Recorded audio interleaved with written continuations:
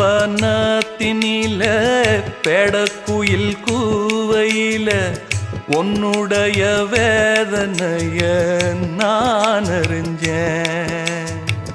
பொங்கலத்தில் மாலையிட ஒன்னிரண்டு தோளத்தொட என்ன தவம் செஞ்சேனோ என் மாமா. வண்ணக்கிளி கையத்தொட சின்ன சின்ன கோலமிட உள்ளம் மட்டும் வழியே நானே, உள்ளம் மட்டும் வழியே நானே.